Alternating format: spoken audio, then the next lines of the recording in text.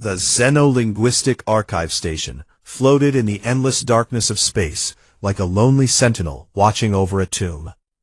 Below it, the planet known as Predecessor 7 spun silently, its surface barren and lifeless. Once, this world had been home to a great civilization. Once, it had bustled with life and activity. But that was thousands of years ago. Now, only ruins remained, scattered across the dead rocks and dust. Dr. Kefforn stood at the observation window of the archive station, staring down at the planet below. His crystalline body caught the light of a distant star, throwing rainbow patterns across the metal walls around him.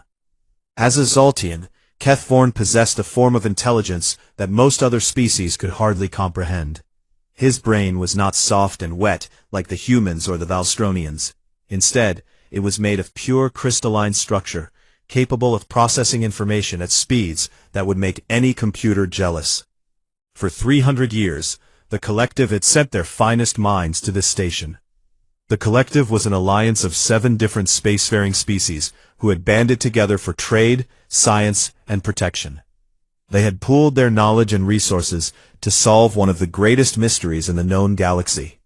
The mystery was simple but frustrating. There was a language written on the monuments of the dead planet below. No one could read it. The inscriptions covered the largest structures on Predecessor 7.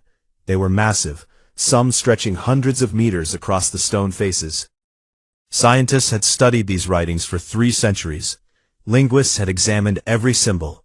Artificial intelligence systems had run trillions of analyses. Yet the language remained locked away, its secrets hidden behind an impenetrable wall of mystery. Kefforn turned away from the window and walked through the corridors of the archive station. The corridors were long and empty now. The research team had dwindled over the years. When the Collective had first discovered the Predecessor ruins, they had sent hundreds of researchers. Now, only a handful remained. The budget had been cut repeatedly. Politicians across the Collective had argued that the project was a waste of resources. The language was not yielding to traditional analysis. Perhaps, they said, it was simply too alien to understand. The main research chamber was quiet when Kefforn entered. A few junior researchers looked up from their workstations, then quickly returned to their tasks. They all knew that they were working on a project that the larger Collective had largely abandoned. Success had become almost impossible to imagine. Failure was the only realistic expectation. Kefforn moved to the central analysis terminal, where images of the Predecessor inscriptions floated in holographic display. The symbols were beautiful in their complexity. There were curved lines and sharp angles.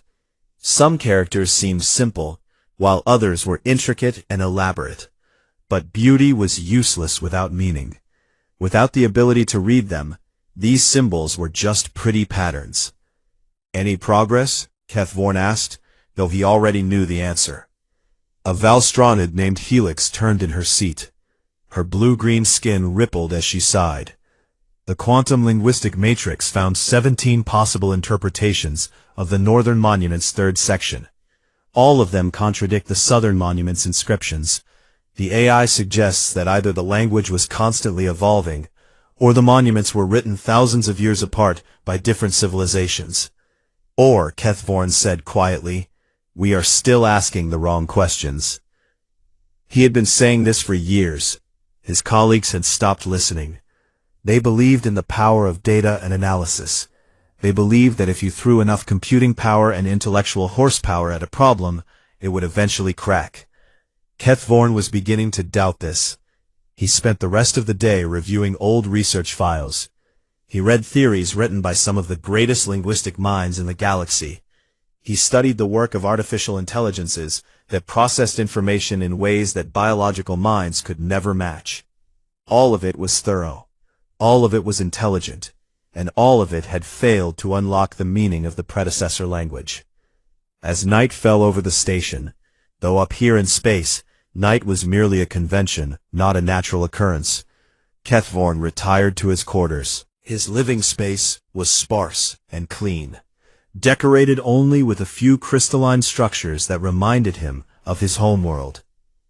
He downloaded the day's research into his neural matrix and let his consciousness sink into contemplation. He dreamed of symbols and meanings, of dead civilizations and lost words. In his dreams, he could almost hear the predecessors speaking. Almost, but not quite. The next morning brought unusual news. A message came through the collective's communications network. The news spread through the archive station quickly, creating a buzz of excitement that had not been felt in years. Humanity had finally joined the collective. The first group of human representatives was being assigned to various projects across all the Allied space stations. One of them was coming here. Kethvorn felt a small spark of curiosity. Humanity had only recently achieved space travel. They were by far the youngest species in the collective. They had no advanced artificial intelligence of their own. Their biological limitations were significant, yet they had somehow managed to impress the other species enough to earn a seat at the table. Perhaps, Kethvorn thought, a fresh perspective might be useful. He did not know then how right he would be. He did not know that this human's arrival would change everything. He did not know that the impossible solution to a 300-year-old mystery was about to walk through the doors of the archive station wearing the uniform of a military officer. The morning light of the distant star illuminated the archive station, and below, the dead planet kept its secrets, waiting for someone to finally know how to listen. Captain James Hendricks stepped out of the transport shuttle and into the hangar bay of the Xenolinguistic Archive Station. He was a tall man with weathered skin and gray streaking through his dark hair. His face bore the lines of someone who had spent many years under harsh suns and in difficult places. His eyes were sharp, always scanning, always watching. These were the eyes of a soldier who had learned that survival often depended on noticing small details. A young coordinator named Tessix waited for him. Tessix was a krell, a species that resembled walking insects in many ways. His exoskeleton clicked softly as he extended a limb toward Hendricks in greeting. Hendricks shook it firmly. He had learned to work with alien species during his military career, and he knew that showing respect for their customs was important. "Captain Hendricks, welcome to the archive station," Tessix said, his translator converting the clicks of his native language into clear English. "I trust your journey was comfortable?" "Survived it," Hendricks replied simply. He was not a man of many words, especially not when dealing with formalities and greetings. "Excellent. I have been assigned to help you during your stay. I understand you are a military officer with extensive field experience. That is good. We can use different perspectives here." Tessix pulled up a holographic display on a portable device. "Dr. Kethvorn, our lead researcher, is currently in the main analysis chamber. However, I should brief you first on what we are doing here." They walked through the corridors of the station. Hendricks noted the architecture, the security measures, the placement of emergency exits. Old habits died hard. Years of military training had taught him to always know his surroundings. Tessix explained the project in simple terms. 300 years ago, we discovered a dead planet with ancient monuments. These monuments have writings in a language that no one has ever been able to read. The collective has dedicated tremendous resources to understanding this language, but so far we have failed. "Why does it matter?" Hendricks asked. "If the civilization is dead, what difference does it make if we read their language?" Tessix's exoskeleton rippled in what might have been a gesture of surprise. "We do not know what it matters. That is why we want to read it. Perhaps it contains important scientific knowledge. Perhaps it holds the story of what happened to them. Or perhaps it is simply the natural desire of all intelligent species to understand those who came before us." Hendricks nodded. That made sense. He understood the desire to understand. In his military career, understanding the enemy had often been the difference between victory and defeat. They arrived at the main analysis chamber, where Kethvorn was waiting. The Zaltian scientist was impressive to look at, with his crystalline structure refracting light into colors that seemed almost alive. But Hendricks had learned not to judge intelligence or capability by appearance. He had fought alongside beings that looked terrifying, and faced enemies that looked peaceful. Appearance meant nothing. "Captain Hendricks," Kethvorn said, his voice like wind chimes. "Welcome to our station. I am Dr. Kethvorn, lead researcher of this project. You have an unusual background for an assignment to a scientific facility." "I'm here to learn," Hendricks said honestly. "The collective thought it would be good for humanity to have exposure to different types of work. My commanders thought I was the right person for it." "We shall see," Kethvorn replied. "Come, let me show you what we do here." For the next hour, Kethvorn walked Hendricks through the research facility. He showed him the holographic displays of the predecessor inscriptions. He explained the various theories about the language. He introduced him to other researchers, all of them from different species, all of them intelligent and dedicated. They showed him the analysis they had done, the patterns they had found, the dead ends they had reached. Hendricks listened quietly and carefully. He simply observed. Finally, Kethvorn asked, "What do you think, Captain? What is your first impression?" Hendricks walked up to one of the holographic displays. He stood there for a long moment, studying the symbols. They were arranged on what looked like a monument wall. The symbols repeated in places. Some were grouped together. Others seemed isolated. "Can I ask a dumb question?" Hendricks said finally. Kethvorn's crystalline structure dimmed slightly. This was, Hendricks would later learn, the Zaltian equivalent of showing frustration or weariness. But Kethvorn answered politely, "Of course, Captain. All questions have value." Why does everyone assume that this was written to be understood by people reading it centuries later? The research chamber fell silent. Every head turned. Every eye fixed on the human who had just asked something that no one had thought to ask. Kethvorn's crystals brightened slightly. "Explain what you mean, Captain." "Well," Hendricks said, pointing at the symbols, "look at this. It repeats a lot. These scholars, they probably thought that meant something about the grammar or the structure of the language, right? But what if it just means the writer was trying to really get someone's attention? What if they kept saying the same thing over and over because they needed people to remember it?" Kethvorn moved closer to the display. For the first time in 300 years, someone was asking a question that approached the mystery from a completely different direction. "Captain," Kethvorn said slowly, "where did you get that idea?" "In the military," Hendricks said simply, "you learn that people who are desperate don't write fancy. They don't think about grammar. They just want someone to understand the message before it's too late." The crystalline being stood motionless for a long moment. Then he turned to the researchers gathered in the chamber. "Clear the display," he commanded. "Clear all previous analysis. We are starting again." For the first time in 300 years, the predecessor language was about to begin giving up its secrets. And it had taken a human soldier, not a brilliant scientist, to ask the right first question. Over the following weeks, Captain Hendricks became a regular presence in the research chamber. He did not pretend to be a linguist. He did not claim to understand advanced theoretical concepts.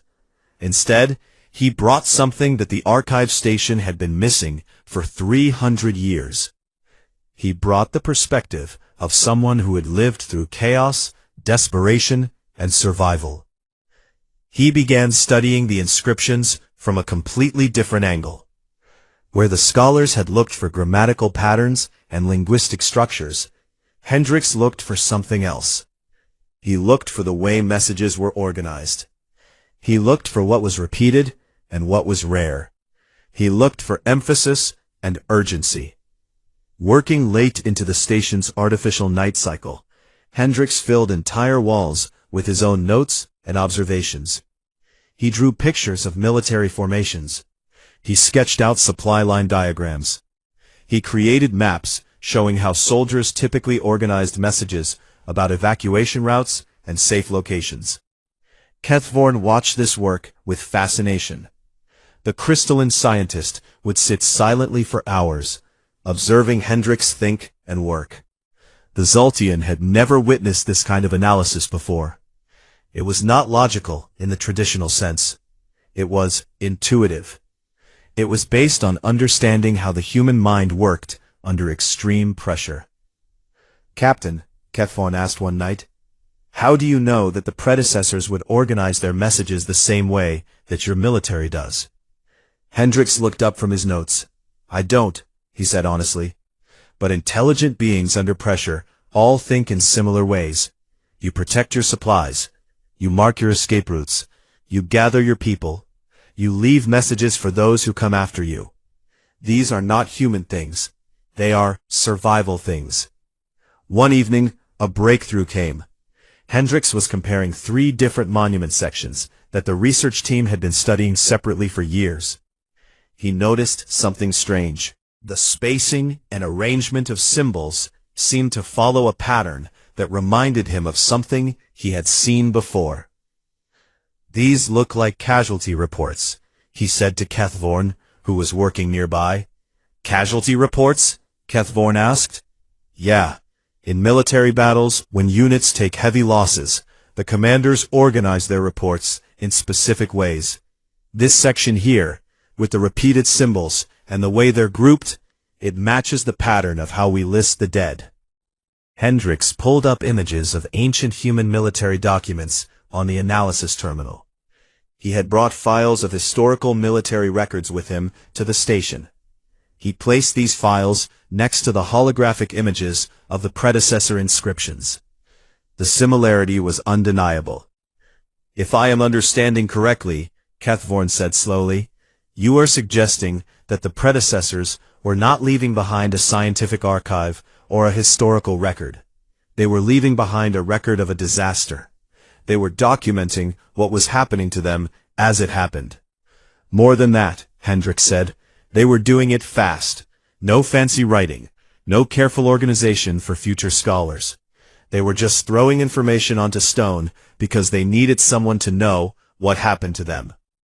Word of Hendrix's theories spread through the research team. Some of the younger researchers embraced it immediately. Others were skeptical. How could a military officer with no linguistic training possibly understand something that 300 years of brilliant scientists had missed? But the evidence was becoming hard to ignore. Kethvorn made the decision to reorganize the entire research approach. Every inscription would now be studied not as a piece of ancient literature to be decoded by scholars, but as a wartime document to be understood by someone who had lived through emergency situations. The research team worked intensely. Hendrix helped them see patterns they had missed. A section that the AI systems had identified as possibly mathematical was actually a personnel roster. A series of symbols that seemed grammatically unusual was actually a hastily written set of instructions for survivors. A long inscription that had frustrated analysts for decades was a record of the names of those who had been lost. "They were documenting their extinction," Hendrix said one night, staring at the holographic images floating in the darkness of the research chamber. "They knew it was coming. They tried to warn whoever came after." Kethvorn's crystalline body hummed softly. It was a sound the Zoltian made when processing difficult information. "You understand them, Captain. You understand not the language, but the spirit of the language. That is far more valuable." "I understand desperate people," Hendrix corrected. "I've been desperate. I've seen others desperate. Desperate people all think the same way, no matter what species they are." The breakthrough began to accelerate. With each correct interpretation, the research team unlocked more of the language. The patterns became clearer. The meaning began to emerge from the ancient stone. But there was something else in the inscriptions. Something that made even the hardened soldier go pale when he finally understood it. There were warnings. The predecessors had not just been documenting their death. They had been trying to explain what caused it. They had been trying to describe something that had hunted them. Something that had destroyed their civilization, methodically and completely. And there were instructions. Detailed instructions on how to recognize this threat, how to avoid it, how to survive if you encountered it. "Captain," Kethorn said quietly, "do you understand what this means?" Hendricks stood at the holographic display, reading the decoded text that had been locked away for 3,000 years. He thought about the predecessors, a great civilization that had tried to pass a warning to anyone intelligent enough to eventually read it. "It means," Hendricks said slowly, "that the collective has been looking at this all wrong. This isn't an ancient library. This is a message from people who died, trying to tell us something. And now, after 300 years, we can finally hear what they wanted to say." The fate of the entire collective was about to change, because one human soldier had asked a simple question. A question that no one else had thought to ask. The translation of the predecessor language accelerated dramatically over the next 3 months. Working together, the research team and Captain Hendricks made progress that would have seemed impossible just weeks earlier. They had discovered something revolutionary. The predecessors had left behind not riddles or mysteries, but a direct account of their final days. One night, while working alone in the research chamber during the late hours of the station's artificial night cycle, Hendricks was studying a particularly detailed section of one of the larger monuments. He had been cross-referencing military casualty patterns with the predecessor inscriptions, a technique that had become his specialty. His hands froze on the keyboard. One sequence of symbols had translated clearly, not in fragments or uncertain interpretations, but in clear, unambiguous language. Hendricks read it 3 times to make sure he was understanding correctly. "To whoever finds this, we survived, we scattered. Look for the signal fires." He called Kethorn immediately. The crystalline scientist arrived within minutes, still processing what Hendricks had found. The two of them stared at the holographic translation, floating in the darkness of the chamber. "They survived," Kethorn whispered. "The predecessors did not all die in the catastrophe. Some of them escaped." "That changes everything," Hendricks said. "If some survived, they would have left records somewhere. They would have left markers. They would have built shelters." Hendricks pulled up the archaeological survey maps that had been taken of the dead planet. The surveys had identified thousands of structures, but most had been assumed to be ancient ruins with no significant value. Now, with their new understanding of how the predecessors thought, everything looked different. "Here," Hendricks said, pointing to several locations on the map. "Look at these sites. They form a pattern, not random, but deliberate. They're positioned to see each other. Signal fires. That's what they meant." The information was brought to the collective's high command. For the first time, the archive station received a sudden influx of resources. Advanced scanning equipment was brought online. Archaeologists from every species in the collective converged on Predecessor 7. The discoveries came in rapid succession. They found underground bunkers, hidden beneath layers of ancient rock. They found sealed chambers containing records carved into stone. They found evidence of organized communities that had survived the initial catastrophe and tried to rebuild in secret. They found the remains of beacon systems that had tried to signal other survivors across continents. But most importantly, they found something that changed everything. Deep within one of the largest underground structures, the archaeologists discovered a control chamber. At the center of this chamber was a device of extraordinary complexity. The research team worked for weeks to understand its purpose. When they finally activated it, with careful precautions, and Hendricks watching over their shoulders, the entire chamber came to life. Holographic systems flickered on. Ancient recordings began to play.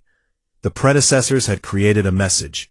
Not just written words on stone, but actual recordings. Actual voices of the people who had lived 3,000 years ago. For the first time, the collective heard the predecessors speak. The recording was fragmented and damaged, but the message was clear. The predecessors were describing something. They called it the Devourer. They described it as something that came from beyond their world, something intelligent, something that hunted methodically, and completely.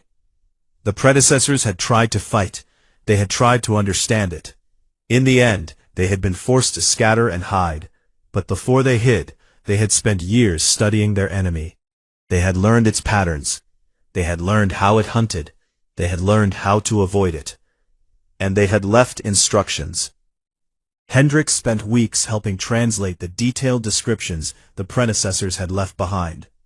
The descriptions were careful and precise, written by a people who understood that their survival depended on accuracy. They documented how the devourer moved, how it sensed prey, how it communicated with others of its kind, how to remain hidden from it. There was also a warning. The predecessors believed that the devourer was still active.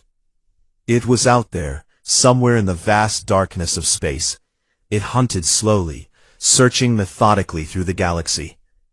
The predecessors urged whoever found their messages to be careful, to prepare, to be ready. The collective fell into shocked silence. For 300 years, they had thought they were alone in a galaxy that held only themselves and the abandoned ruins of dead civilizations. Now they understood. They were not alone. They were being hunted by something that had already destroyed at least one advanced civilization. An emergency session of the Collective Council was called. Hendrix was invited to attend, a tremendous honor for a military officer from a species that had only recently joined their alliance. He stood in the great chamber, surrounded by representatives from 7 different species, and presented what he had learned. The predecessors were not careless, Hendrix said simply. They were systematic. They studied their enemy. They documented everything. They left us a survival guide written in blood and desperation. We need to read it like it was written, not as ancient history, but as an active threat assessment. The council members looked at each other. For the first time, they realized something that would reshape their entire civilization. The youngest member of their alliance, the human who had asked a simple question weeks ago, had given them the most valuable gift imaginable. He had given them warning. He had given them a chance. Captain Hendrix, the council leader said formally, humanity has served the collective well. Prepare yourself. You will have resources beyond anything you have asked for.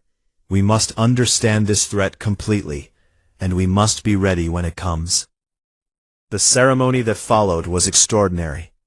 Hendrix was formally recognized as a scholar and advisor to the collective.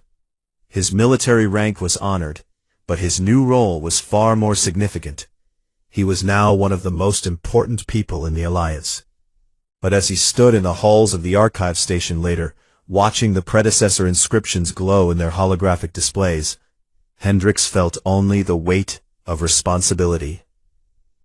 Somewhere out in the darkness of space, an ancient enemy still hunted. And it was coming. It was always coming. 2 years had passed since Captain James Hendrix first asked his simple question. The archive station had been transformed. It was no longer a lonely outpost with a dwindling budget and a failing project. It was now the most important scientific and strategic facility in the known galaxy. The main chamber of the Collective Council was vast and magnificent. Representatives from 7 different species stood in a circle, awaiting the presentation that would determine the future of their alliance. Captain Hendrix stood at the center, holding a data tablet that contained the sum of all knowledge the collective had gained from the predecessor language. Hendrix was not wearing military dress uniform anymore. Instead, he wore formal clothing that represented his new status as a scholar and advisor. But his bearing was still that of a soldier. He stood straight, he made eye contact, he spoke with the confidence of someone who had stood on many battlefields and had always found a way to survive. "Thank you for allowing me to present my findings," Hendrix began. His voice was calm and clear. 2 years ago, I was brought to the archive station by the collective. I was not the most qualified person for the job. I had no advanced degrees. I had no expertise in linguistics or ancient languages. But I had something else. I had experience with desperate people. He paused, letting his words settle into the minds of his audience. The predecessors left behind a dead language. For 300 years, the brightest minds in the collective tried to understand it by treating it like an academic puzzle. They looked for complex patterns, they searched for hidden meanings, they analyzed and theorized, and they failed. Do you know why they failed? A Valstronid representative spoke up. Because the language was too alien? Because it was beyond our understanding? No, Hendricks said. They failed because they were asking the wrong question. They kept asking, what does this language structure tell us about the predecessors? But the real question was much simpler. The real question was, why would desperate people write this message? Kethvorn, who stood to the side of the chamber, made a soft humming sound. This was his gesture of agreement and approval. Hendricks continued. When people are desperate, when they know they are about to die, when they need someone to understand their message before it is too late, they do not worry about grammar. They do not create beautiful poetry. They do not write for textbooks. They write for survivors. They write the things they wish someone had told them. He activated the holographic display. Images of the predecessor inscriptions began to float in the air, along with their translations. Look at these, Hendricks said. The way the symbols repeat, the way certain information is organized, the way they emphasize certain details. This is not the structure of a formal language. This is the structure of a military emergency broadcast. This is a species in crisis, trying to pass on survival information. The representatives watched as Hendricks walked them through dozens of examples. He showed how the predecessors had organized information about escape routes, how they had documented safe locations, how they had recorded the behavioral patterns of their enemy. Every section of the presentation was designed not to impress with complexity, but to convince with clarity. The predecessors knew they were going to lose, Hendricks said near the end of his presentation. They understood that they could not defeat the Devourer in direct combat. So they did what any intelligent species would do.